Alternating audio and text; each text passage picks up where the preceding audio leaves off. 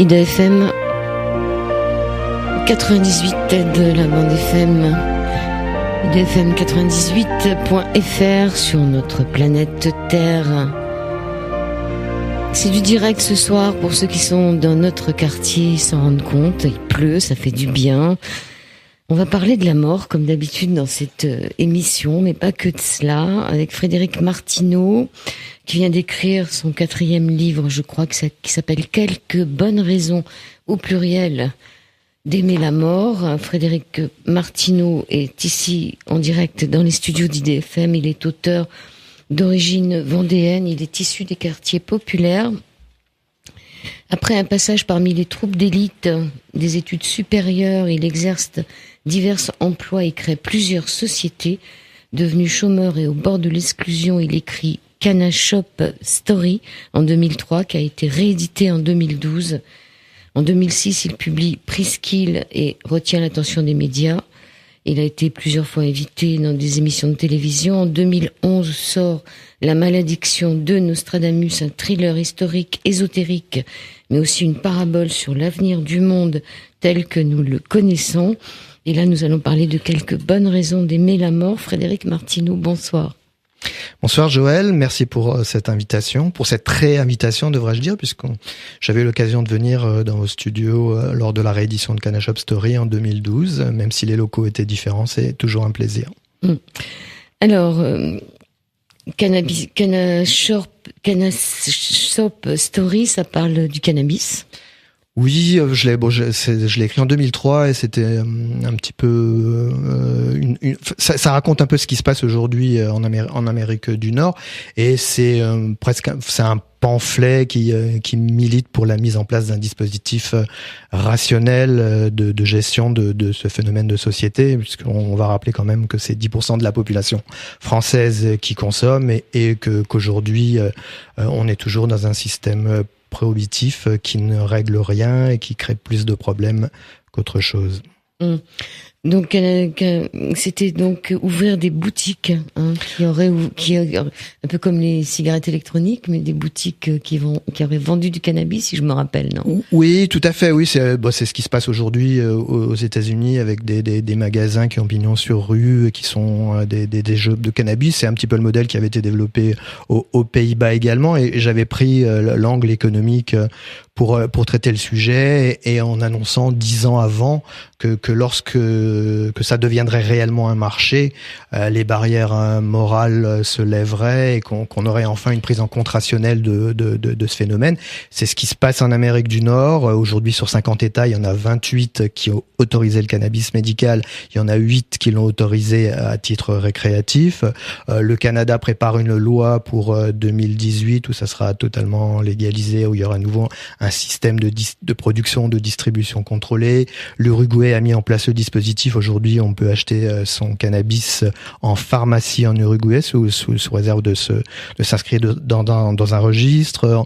En Europe, les Pays-Bas sont connus, la Suisse, le Portugal. Il y a 6 États qui ont autorisé le cannabis médical. En France, on est toujours dans... Là, on en est où? Il y a une non, loi c'est pas bien. Et le nouveau gouvernement nous a annoncé une phase de contraventionnalisation, c'est qu'aujourd'hui le consommateur de l'argent.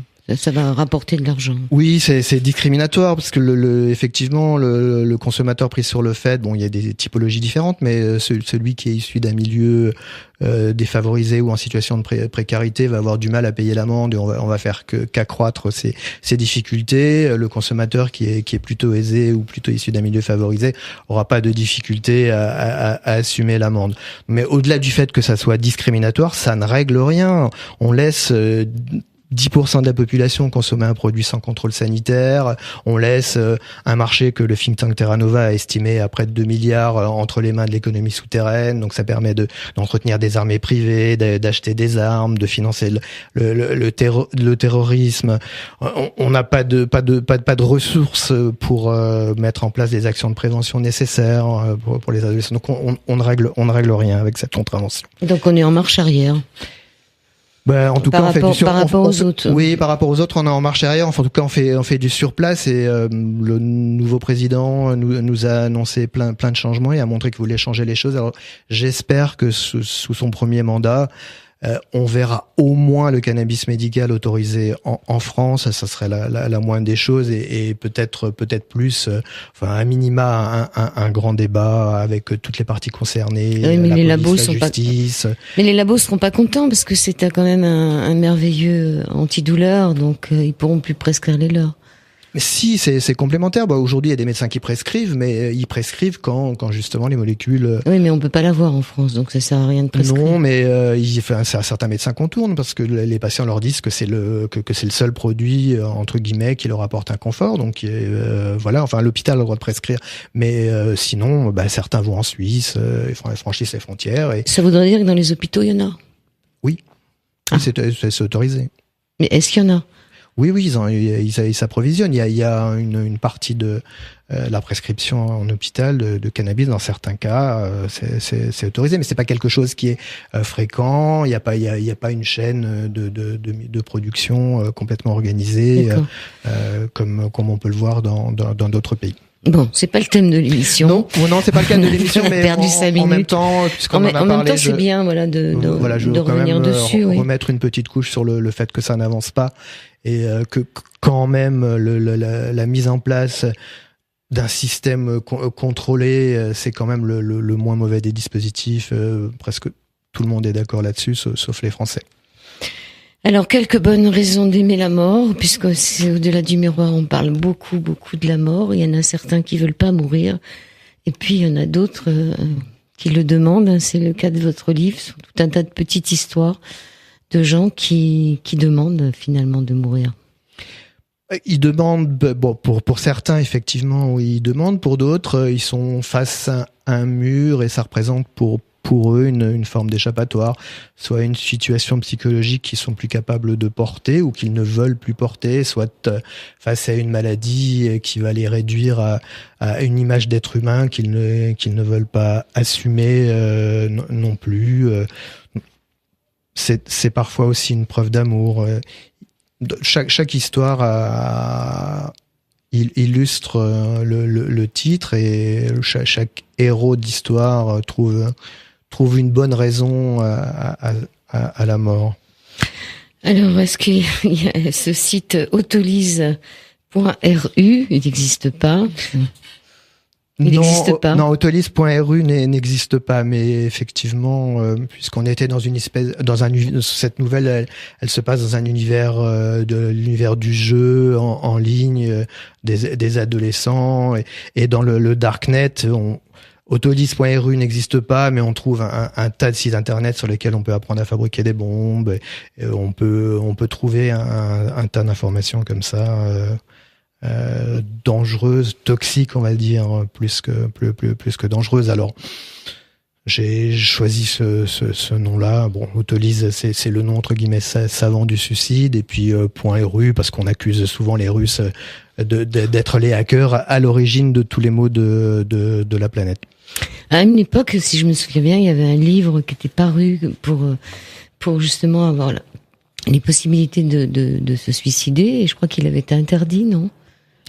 Oui, il me semble, oui, effectivement. Il y a au moins une dizaine d'années. Oui, il y a une dizaine d'années où c'est certain que c'est pas un livre ou que c'est pas des informations à laisser entre toutes les mains, et que quand on est dans une situation psychologique et qu'on a cette envie à l'idée et qu'on trouve que c'est la seule solution, si en plus on trouve comment faire sans trop se fatiguer. Effectivement, c'est plutôt normal que ce livre-là ait été retiré de la circulation, mais ça n'empêche pas les gens de pouvoir trouver l'information ailleurs, aujourd'hui sur le darknet, si vraiment ils le souhaitent, et on trouve de l'information équivalente à ce livre-là. D'ailleurs, on le trouve peut-être, j'ai pas cherché, je peux pas l'affirmer, mais on pourrait le trouver, on peut peut-être même le trouver encore quelque part en téléchargement, scanné ou photocopié. Alors ça, c'est une histoire avec des jeunes qui se donnent, qui se connaissent pas, qui se rencontrent par Internet et qui décident chacun de faire un buzz, c'est-à-dire oui, c'est ça. Oui, c'est exactement ça. Bon, là, c'est l'univers du jeu, du gaming, parce que les Japonais appellent ça les otakus, et des gens qui vivent, des ados qui vivent complètement en dehors du monde réel et qui se rencontrent. Ils sont répartis aux quatre coins du monde, ils se rencontrent sur le net et finalement leur vie leur paraît tellement triste, tellement sans avenir, qui décident de faire un buzz, et que pour faire ce buzz, ils veulent organiser un suicide collectif simultané, évidemment diffusé en streaming live sur Internet, avec comme objectif évidemment d'avoir le plus de vues, le plus de likes, le plus de partages possible. Ça fait un peu froid. Il y a aussi ce qui est intéressant dans votre livre aussi, c'est ces condamnés à mort qui n'ont pas la possibilité de dire qu'ils préféreraient être condamnés à mort qu'à prison à vie. Ça, c'est une question que je ne m'étais pas posée. C'est-à-dire, est-ce qu'on pourrait reconnaître le fait que les condamnés puissent, eux, redemander la peine de mort? C'est ça, tout ça, ça veut dire ça. Hein. Oui, c'est un vaste débat. En fait, cette histoire, elle naît d'une expérience personnelle. J'ai été jury d'assises, donc j'ai été tiré au sort, comme ça peut arriver à tout citoyen au cours de sa vie. Et j'ai eu l'occasion de participer à 2 procès, dont un dont je me suis inspiré pour écrire cette nouvelle, où le prévenu, donc le condamné, ensuite avait passé, donc quand on cumulait toutes ces peines, 41 ans en prison. Et pour moi, c'est quelque chose qui m'a choqué. C'était juste impensable de passer les 2/3 de sa vie en prison. Enfin, c'est signe d'un échec de la société. Ce qui me choquait encore plus, c'est qu'il avait l'air de vouloir y retourner, et que pour lui, c'était sa vie, c'était sa normalité, c'était l'endroit où il se sentait bien, il se sentait protégé, il maîtrisait les us et les coutumes de la prison, et c'est là qu'il voulait aller. Et du coup, j'ai fait j'en ai fait une nouvelle, et en me disant que lui était peut-être dans ce cas-là, mais que moi et d'autres certainement supporteraient pas ou accepteraient pas de passer 41 ans en prison, et préféreraient plutôt avoir la possibilité de choisir la mort que la réclusion criminelle à perpétuité. Et j'ai illustré ça par le cas, ça y est, je l'ai dit enfin, par le cas de Gary Gilmore, qui était un condamné aux États-Unis, qui était le premier à refuser la grâce présidentielle et à demander à être exécuté, ce qui a été le cas. Donc, ça a été un best-seller. L'auteur qui a écrit ça a eu le Pulitzer pour le livre. Ouais, alors ça, c'est aux États-Unis, mais en France, on peut pas faire ça.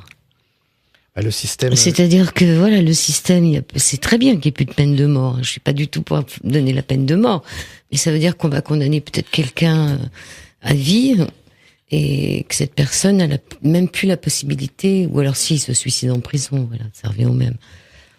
Mais en France, il n'y a pas le condamné n'a plus le droit de parler pour lui finalement. Non, ça c'est même pour demander la mort. Ça c'est clair. Il n'a même pas le droit de refuser, donc c'est quand même. Non, s'il récidive, au bout du compte, il pourrait tout à fait, à partir de 18 ans, passer le reste de sa vie en prison sans autre choix. Ça, c'est tout à fait possible. Alors, tout plein de nouvelles. Et pourquoi avoir écrit un livre, justement, quelques bonnes raisons d'aimer la mort? Pourquoi? Ça, c'est la question aussi. Pourquoi? Ça part d'une souffrance personnelle, en fait. C'est que en l'espace de 3 ans, j'ai trois amis proches qui sont partis trop tôt. Ils sont partis autour de la quarantaine. Aujourd'hui, l'espérance de vie pour un homme en France est de 78 ans, donc 40 ans, c'est trop tôt. Personnellement, ça m'a touché, ça m'a fait réfléchir aussi sur la mort, sur leur départ, sur ce que je ressentais. Et ça m'a donné envie de me confronter un petit peu, d'aller un petit peu plus loin dans cette démarche-là. Je me suis isolé dans la montagne au Portugal, dans un petit hameau à 40 minutes du premier village, et puis j'ai commencé d'abord, j'ai écrit quelques nouvelles qui reprennent des tranches de vie de ces 3 amis qui sont partis. Ça agit chez moi comme une catharsis. Ça a été, j'ai terminé mon deuil avec ces nouvelles. Je me suis vidé. Ces 3 nouvelles-là, j'ai fini en larmes, puisque la douleur, la peine de la mort de ces amis-là est remontée, mais elle est sortie. Donc moi, personnellement, ça m'a beaucoup aidé. Et puis donc après, j'avais quelques nouvelles, quelques idées. Il y avait des sujets ça m'était déjà, j'y avais déjà pensé un petit peu plus tôt, parce que j'avais été choqué un jour par une maman. Bon, je comprends sa douleur, mais c'était la mère d'un soldat engagé dans un régiment d'élite et elle portait plainte contre le gouvernement parce que son fils avait été tué au combat. Pour moi, c'est juste incompréhensible dans le sens où quand on s'engage dans ces unités-là, on donne sa vie à la nation et je pense que lui, s'il avait survécu, il aurait demandé à sa maman de pas porter plainte, mais elle acceptait pas la mort, donc cette non-acceptation de la mort. Alors que ça faisait partie du contrat, avait commencé à me faire réfléchir sur le rapport des gens à la mort, sur ce fait qu'elle nous fait peur, qu'on veut la fuir, qu'on n'ose pas trop en parler, il y a encore beaucoup de tabous dans les sociétés occidentales autour de la mort. Donc c'est quelque chose qui mûrissait en moi, qui germait. Et l'élément déclencheur, ça a été cette succession de départs prématurés. Guillaume, José et Pat, et voilà. Donc j'en ai eu besoin pour moi, et puis en même temps, derrière, pendant 8 semaines, j'ai quasiment fait que ça, écrire. Puis j'ai gardé ces histoires-là. Il y en a 2 qui n'ont pas été écrits au Portugal, une qui a été écrite après le 13 novembre 2015, après les attentats de Paris. Une sacrée histoire. Ouais, c'est une sacrée histoire. On la raconte pas, elle est dans le livre. Ouais. Et voilà, on va pas la raconter. Et voilà, sinon les autres, elles ont des points communs avec votre vie. Alors, quand on est confronté à la mort de ses parents qui sont plus âgés que nous, c'est sûr que ça semble logique. Et quand ça commence à toucher nos amis autour de nous, on est beaucoup plus touchés parce que finalement, c'est notre génération. Et il y a presque une attirance, c'est-à-dire qu'on a presque envie de les rejoindre. Ça vous dit rien, ce que je suis en train de vous dire? Moi, c'est pas comme ça que je l'ai ressenti. À la limite, quand je peux comprendre que ça traverse l'esprit en fonction de la nature du lien qui vous relie à la personne qui disparaît. En tout cas, moi, c'est pas comme ça que je l'ai ressenti. C'était plus de l'injustice, un sentiment d'injustice. Pourquoi ils partent si tôt? On avait tellement de choses à faire ensemble.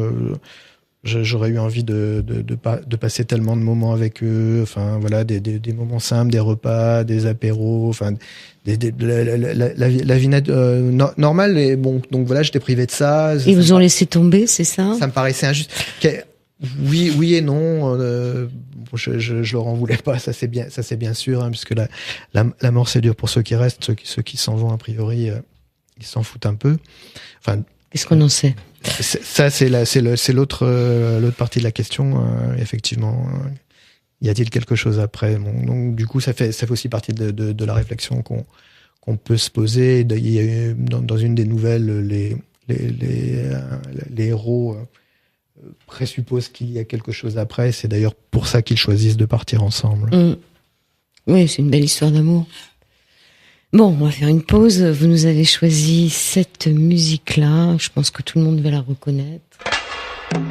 Écoute les orgues, elle joue pour toi. Il est terrible, cette terre-là.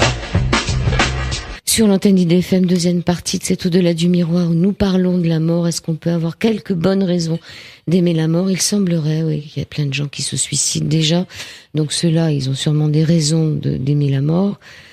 Nous sommes avec Frédéric Martineau, donc on a continué à discuter pendant la pause et c'est vrai que je disais que moi aussi j'étais confrontée à des morts récemment et que ce qui m'a le plus choqué, c'est que je m'en rendais même pas compte que j'étais plus ou moins en dépression. C'est-à-dire c'est pour ça que je vous dis ça attire, il y a une forme de dépression, c'est-à-dire la vraie dépression, c'est-à-dire il y a une pression qui se fait en dessous, comme si la mort nous attirait. Oui, on peut ressentir ça. Après, il faut. Enfin, moi, j'ai pas de conseils à donner, mais personnellement, moi, ça m'a pas emmené aussi bas. C'est vrai que ça m'a descendu bien bas quand même. Ceci étant, bon, en parlant, en essayant de sortir cette peine, on réussit à aller mieux, même si c'est pas immédiat. Moi, je sais que ça a pris du temps pour faire le deuil. Hein. Il a fallu presque l'écriture de ces nouvelles pour qu'il soit totalement achevé. Mais ce qu'il faut surtout pas, c'est rester seul chez soi et se morfondre dans sa déprime qui va entraîner encore plus de déprime et puis peut-être vous mener vers l'irréparable. La vie vaut quand même la peine d'être vécue et il faut pas, c'est facile à dire, mais il faut pas se laisser aller jusque là. On peut écrire comme vous avez fait. Oui, mais en fait, ils sont face presque à des impasses. Quelque part, la mort dans leurs histoires, la mort c'est le moindre mal. C'est encore différent il n'y a pas réellement de dépressif qui va vers la mort pour des raisons psychologiques. Aucun des héros n'est dans ce cas-là. Dans leur chemin de vie, à un moment, ils sont confrontés à une épreuve et le choix presque le plus facile, c'est la mort parce qu'il est moins douloureux. Il règle. Enfin, je vais pas vous raconter toutes les histoires, toutes les chutes, mais voilà. Donc c'est un moment, ils sont confrontés à ce choix-là et c'est peut-être le plus simple. C'est pour ça que je l'ai appelé quelques bonnes raisons, mais en aucun cas c'est un appel au suicide. Bien au contraire. Et tous les gens qui sont dépressifs ou qui n'arrivent pas à faire leur deuil, consulter, aller voir un psy, parler à quelqu'un, demander un soutien psychologique, vous laissez pas aller. Ça, c'est le message que je voudrais quand même faire passer aussi. Ouais, le but c'est pas de dire aux gens de se suicider, c'est de leur faire comprendre que quand on est en période de deuil, on peut être en dépression sans s'en rendre compte. C'est-à-dire que l'important c'est vraiment de discuter ou d'écrire ou de faire des choses comme ça. Alors, ça, c'est si on a le choix, mais avec tout ce transhumanisme et tout, que se passerait-il si la science découvrait le moyen de nous rendre immortels? On aurait plus quelques bonnes raisons, alors. Ça, c'est une question.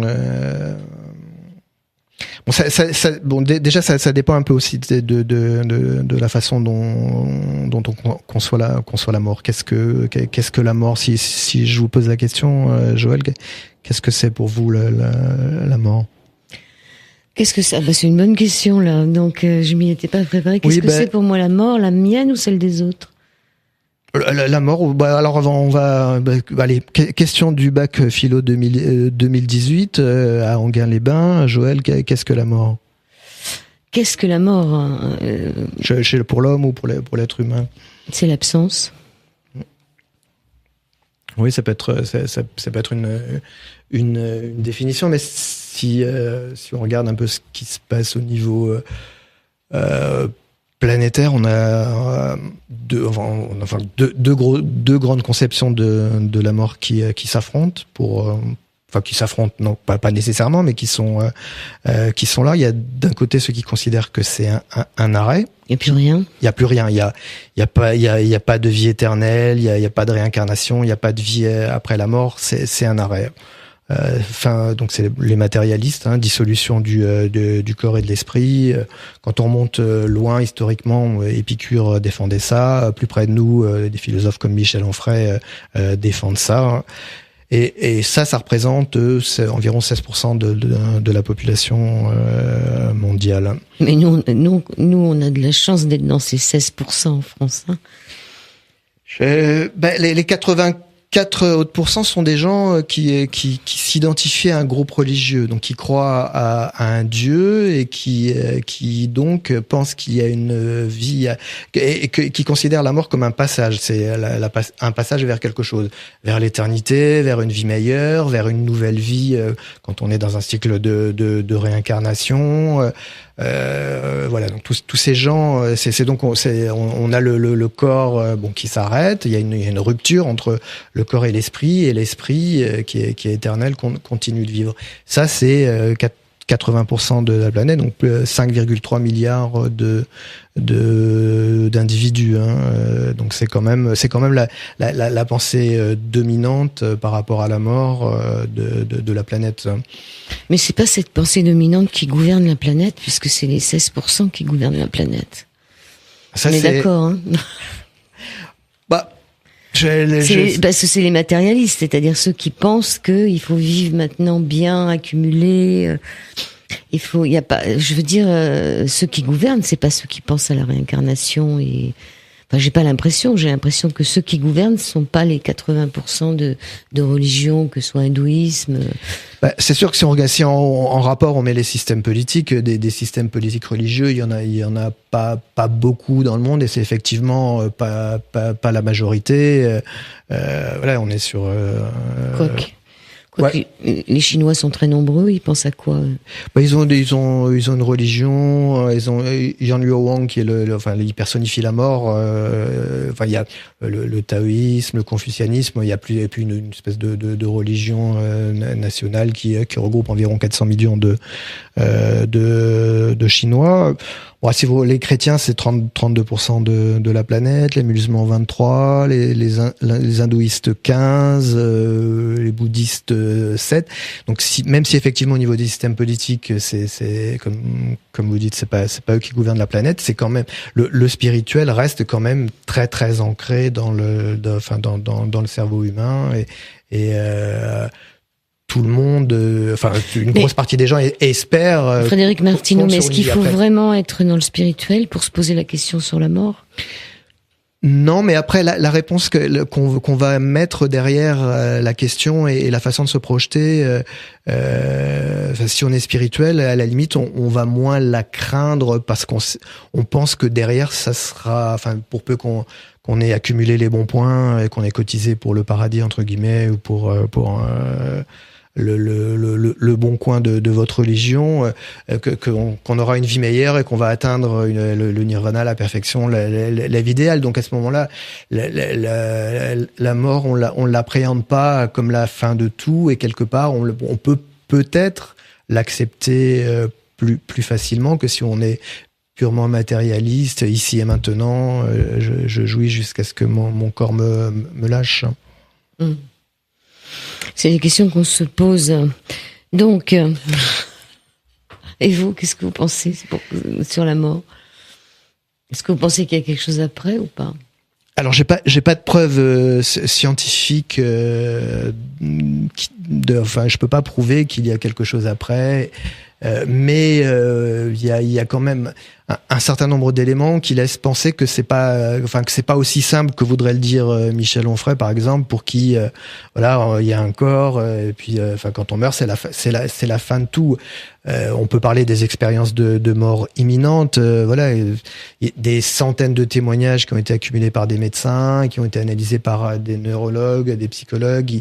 Ils racontent à peu près tous la même chose. 5 phases essentielles: la décorporation, le tunnel, l'être de lumière, l'amour. Voilà, les proches, le retour et la réincorporation. Et ça, passé à la moulinette de la science, il n'y a aucune explication satisfaisante à ça. Donc, rien que ces éléments-là, laissent penser que c'est peut-être pas, c'est pas aussi simple que oui, il y a quelque chose, non, il y a rien. Peut-être il y a un champ de compréhension auquel on n'a pas accès encore et qui nous fera raisonner autrement. Moi, vous me posez la question, donc j'ai l'impression qu'il y a autre chose. Je ne sais pas ce que c'est.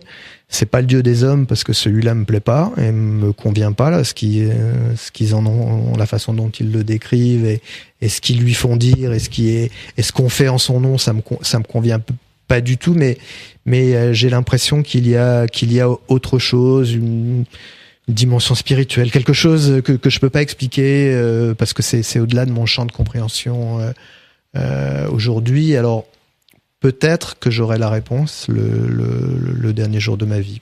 Peut-être. Alors, et vos amis alors, à votre avis, où ils sont? Eux, si effectivement il y a quelque chose après, ils y sont. Alors je sais pas si j'ai pas la comptabilité de leurs bonnes actions, de leurs mauvaises actions. Vous n'avez pas eu de rêve ou de vous n'avez pas eu de message? Alors si. Sur une des 3 disparitions, le jour où il est parti, je me suis réveillé en pleine nuit et j'ai senti une espèce de courant d'air froid me balayer. quand j'ai ouvert les yeux, enfin, il y a une espèce de forme, de halo, etc. Ça, c'est une expérience physique que j'ai faite au départ d'un des 3 amis qui est parti. Alors, est-ce que c'est un message? Est-ce que c'est un produit de mon imagination? Je peux pas dire. En tout cas, toujours est-il que j'ai eu l'impression de ressentir ça. C'est cette espèce de vent froid qui m'a traversé, qui m'a caressé cette nuit-là.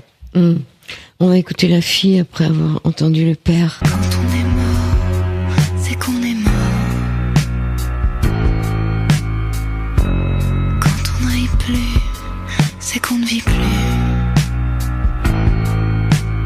Quand j'aurai coupé la ficelle, mettez-moi dans une poubelle.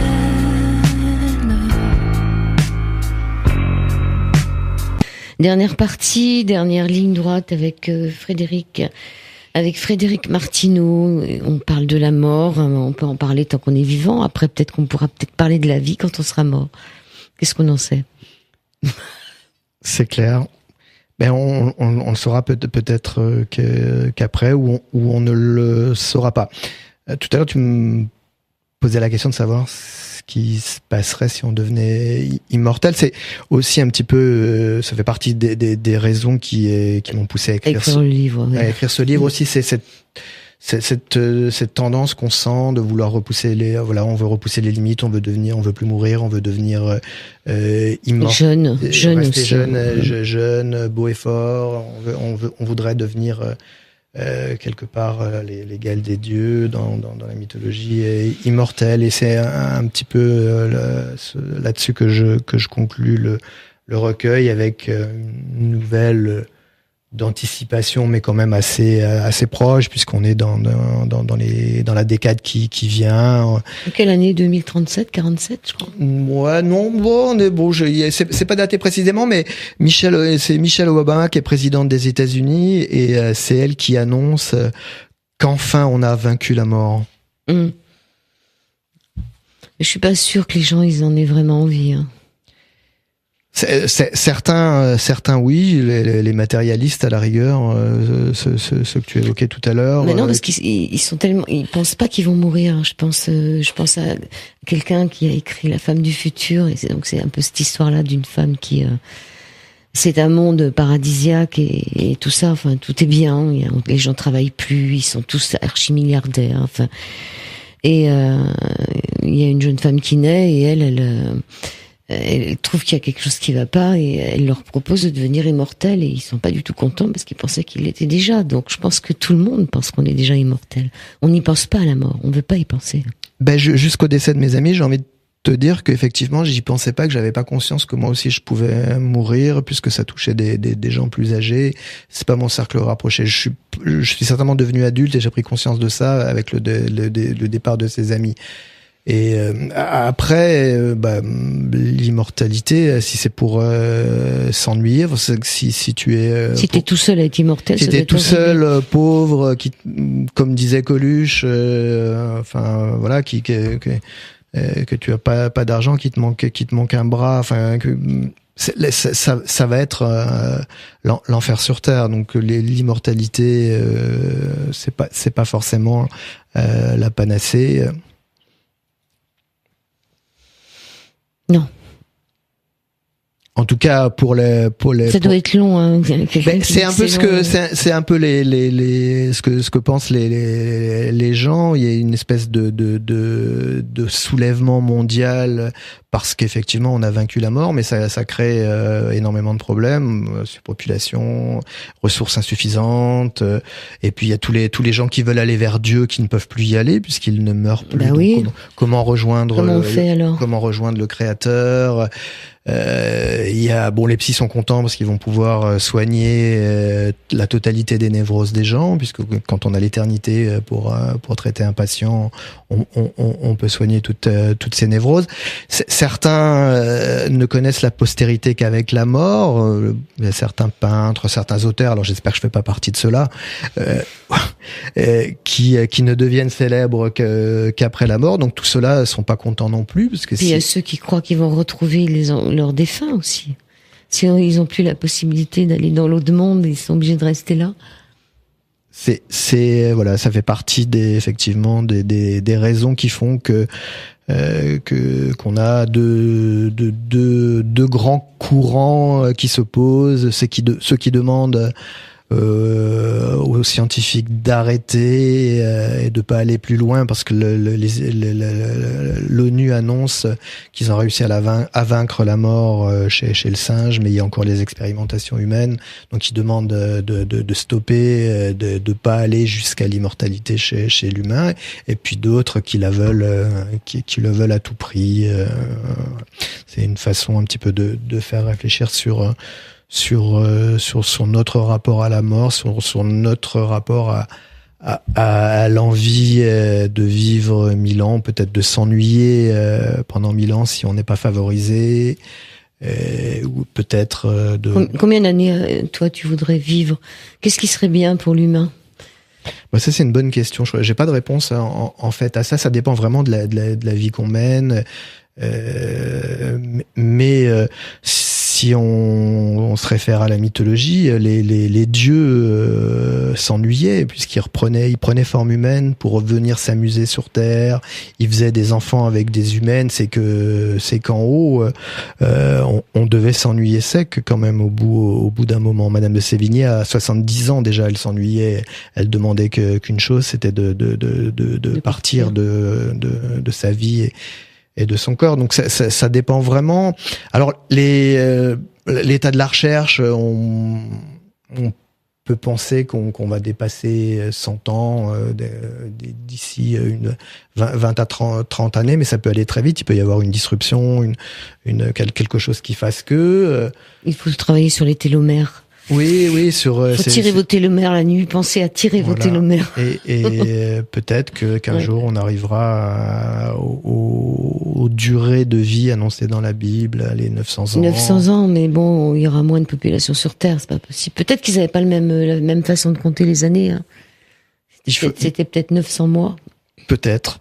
C'est un vaste débat. Enfin, je crois que chacun a sa réponse à ça, est-ce qu'il aurait envie d'être immortel, mais enfin, l'idée de cette nouvelle, c'est de se faire poser que les gens se posent la question, qu'est-ce que ça voudrait dire, est-ce qu'ils auraient envie de continuer dans cette vie, ou s'ils avaient la garantie de pouvoir en changer. Enfin bon, ça soulève plein de questions. D'ailleurs, les gens qui ont lu le recueil disent ça revient assez souvent, c'est que certaines histoires les fait réfléchir bien après avoir posé le roman sur la table de chevet, ou avoir lu la dernière nouvelle. Et c'était ce que je cherchais, c'était à faire réfléchir un peu les gens là-dessus. Alors moi, ce qui m'a étonné, c'est que je savais quand même que ça parlait de la mort, hein, mais à chaque fois que je rentrais dans une nouvelle histoire, j'oubliais que ça allait se terminer pareil. Donc je rentrais dans l'histoire, et puis au bout d'un moment, on y arrivait, quoi. On arrivait toujours à la même. Et je m'étais laissé avoir. C'est un peu la vie, hein. On est en vie, on vit, et puis on oublie la fin. Enfin, alors qu'on le sait. Oui, on le sait. C'est-à-dire que le premier jour de la naissance, on est sur le chemin qui va nous emmener vers la mort, et chaque jour qui passe nous en rapproche. Mais ces histoires, elles sont l'image de la vie. C'est qu'on a une vie, on s'épanouit, on aime, on fait des enfants, on partage avec des amis. Puis un jour, elle vient. Parfois, on le sait parce on a une échéance qui nous est annoncée lors d'une maladie, ou la vieillesse fait qu'on se doute qu'elle va arriver, et puis parfois elle vous prend comme ça au détour du chemin, sur une route, et c'est un peu comme ça que j'ai terminé mes histoires. Elle surgit à la fin de l'histoire, alors qu'on est dans un chemin de vie naturel. Ça pourrait être votre voisin, les miens. D'ailleurs, quand même, la mort, elle est quand même dans les journaux. On nous annonce toujours la mort de gens même qu'on connaît pas. Là, je regardais aujourd'hui, on nous annonce la mort on nous annonce les morts des personnes plus ou moins connues. C'est quelque chose qui est annoncé, donc c'est pour nous rappeler quand même qu'on n'est pas immortel. après, les gens qui marquent leur temps, que ce soit dans l'art, dans quel que soit le domaine, l'économie, la recherche, qu'on leur rende un hommage, ça me paraît un petit peu normal, mais ce qui se passe aussi, c'est qu'aujourd'hui, elle est tellement présente, elle est tout le temps là et on en devient presque, c'est presque, ça nous insensibilise presque. Je sais pas comment tu réagis, mais là au moment où on parle, il y a des dizaines de gens qui meurent, que ce soit de mort naturelle ou parce qu'ils n'ont pas à boire, parce qu'ils n'ont pas à manger, parce qu'ils sont pas vaccinés, parce qu'ils sont dans une zone de conflit. Et au bout d'un moment, on arrive presque à ne plus rien ressentir, sauf quand c'est vraiment quelqu'un de proche. Et c'est peut-être la meilleure façon de faire, c'est de garder une forme de distance par rapport à tous ces gens. Certes, on les a vus, on a entendu parler, mais voilà, c'est normal. À un moment, il meurt. Aujourd'hui, on nous annonce la mort de Jeanne Moreau. Bon, à l'âge qu'elle a, ça paraît Elle est pas morte. Si, elle est pas morte aujourd'hui, Jeanne Moreau. Si. Ah bon, je sais pas au courant.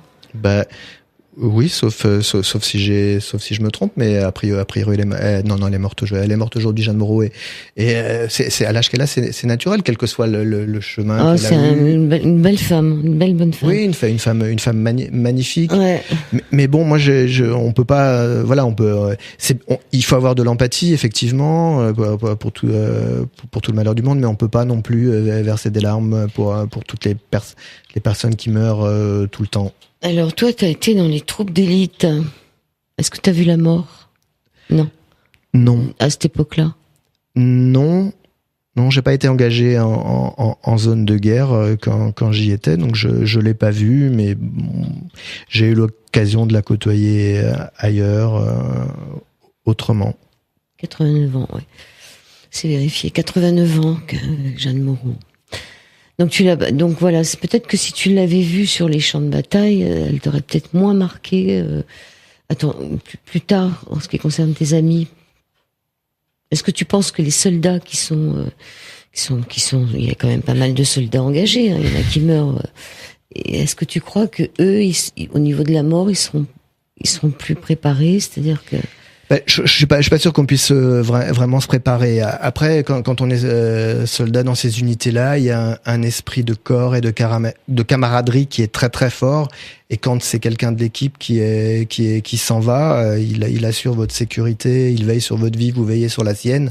C'est comme si on perdait un frère. Et donc la tradition dans le régiment où j'étais, c'est que quand il y avait un mort dans la section était dissoute. Et tous les gens étaient réaffectés dans d'autres unités. Et pourquoi ? Pour pas que pour passer à autre chose, pour éviter que l'esprit pour la mémoire. Oui, pour la mémoire. Enfin, il y a plein de raisons à ça, mais c'est sûr que voilà, ça casse une dynamique et donc le soldat qui est engagé avec son camarade et qui voit son camarade partir, c'est pour lui c'est un drame. On lui arrache son cœur, il voudrait tout faire pour le sauver. En face de lui, il est là, il est là pour ça. On l'envoie pour de donner sa vie. Alors moi, j'ai toujours défendu l'intervention armée entre guillemets, mais défensive. C'est-à-dire que même Sartre a fini par reconnaître un moment qu'il y a des moyens où il y a des moments où le seul moyen d'arrêter la violence, c'est en appliquant une violence équivalente. Et donc, les forces armées, à un moment, il n'y a pas d'autre moyen pour faire stopper des massacres, des génocides, des tueries de population que d'envoyer les forces militaires. Donc, dans ce sens-là, ça a du sens. Et donc, quand on va dans ces opérations-là, on est là pour donner sa vie, pour sauver des gens. Donc on y est préparé, mais ça n'empêche que j'ai discuté avec pas mal de gens qui étaient plus plus anciens dans l'unité, qui avaient été au combat, qui eux avaient eu cette expérience-là. Aucun n'en tire de gloriole, aucun ne s'en vante. Enfin, c'est quelque chose il y a une forme. C'est jamais de gaieté de cœur. En tout cas, j'ai jamais entendu. Peut-être que ça existe, mais moi, j'ai jamais entendu personne dans cette unité-là se vanter d'avoir tué quelqu'un ou quoi que ce soit de ce genre-là. Hein, et toi, t'as tué quelqu'un? Ben non. Oui. Quelques moustiques. Je dois l'avouer. Il m'arrive de tuer des moustiques ou les insectes qui viennent. Les puces, les poux et les moustiques. Les moustiques, ça m'arrive, mais d'être humain, jamais. J'ai perdu ma question. J'aurais mieux fait de la garder. Oui, j'ai perdu ma question. Donc trouve-moi en une. Une question. Alors tu l'as lu. Qu'est-ce que tu as pensé? Alors, ce que je te dis, c'est que bon, c'est des histoires qui sont pas drôles. Hein. Enfin, il y a rien de drôle, puisqu'ils ont tous quelques bonnes raisons d'aimer la mort. Mais ce que j'ai trouvé drôle, c'est que moi, à chaque fois, j'oubliais la mort et je rentrais dans l'histoire des gens, même si le titre, par exemple, c'est Macabre Rendez-vous, Val d'Or, etc. C'est-à-dire que je rentrais dans l'histoire sans m'attendre à ce que ça se termine comme ça, comme si quelque part, pour ça je te dis, on est comme ça dans la vie, c'est-à-dire que c'est heureusement qu'on n'y pense pas, sinon on ferait plus rien. Je suis assez content d'entendre ça en fait, puisque les histoires, et c'est un peu comme ça que je construis mes romans, c'est que je prends le réel, je le déconstruis et je le réarrange pour servir l'histoire que je veux raconter. Donc en fait, il y a énormément de tranches de vie différentes et réelles, de gens de tous les jours qui sont dans ce moment, mais c'est évidemment arrangé, tricoté autrement pour servir mon propos. C'est peut-être ça qui produit aussi cette impression, parce que j'ai un blogueur qui a fait une critique et qui disait un peu la même chose que toi, et il rajoutait qu'il avait l'impression de voir la vie de son voisin de palier. Donc je suis assez content d'entendre ça, puisque c'est ça. Ça y est, je me rappelle de ma question. J'ai réussi mon coup. Ouais, c'était dans une de tes nouvelles. On peut penser que ça se passe au Bataclan ou quelque part comme ça va parler à tout le monde. Et c'est aussi le fait de se porter au secours de quelqu'un, quitte à mettre sa vie en danger. Il y a des gens qui vont mourir en voulant sauver un gosse qui se noie. Ou voilà, c'est-à-dire il y a aussi ça. Des personnes qui ont tellement pas peur de la mort, ou tout du moins qui vont mettre leur propre vie en danger pour sauver quelqu'un.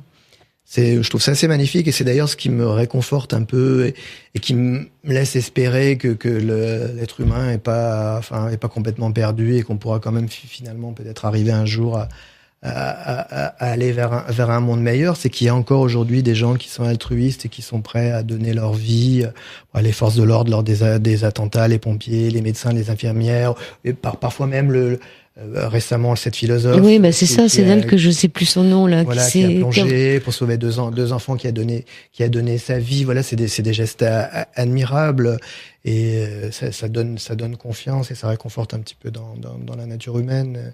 Et ça, c'est vraiment magnifique. Alors, est-ce que c'est un acte réfléchi, ou est-ce que c'est un acte réflexe? Je crois qu'il y a après, ça dépend aussi un peu de son système de valeurs. Quand il y a beaucoup d'exemples de femmes qui font ça pour sauver leur enfant. Il y a aussi le côté instinctif en tant que maman. Il y a des témoignages hallucinants de femmes qui font des choses extraordinaires pour protéger leur enfant, pour sauver leur enfant. Donc il y a certainement une part d'inconscient et de l'espèce qui nous fait agir. Et puis après, il y a les qualités humaines de la personne qui complètent. Alors, tu vas peut-être faire un autre livre, là, t'es parti sur autre chose ou pas? J'en ai un qui est prêt, c'est je dis que c'est un polar bio, en fait, parce que c'est... Polar bio? Oui, c'est une enquête qui se passe dans une réserve naturelle, la nature et les animaux ont un rôle important, donc il est rédigé. Alors j'hésite encore. J'ai peut-être, bon, il est prêt, mais je me dis que peut-être je vais faire évoluer le projet avec une amie vers une espèce de roman photo, c'est-à-dire que je vais l'illustrer avec de l'image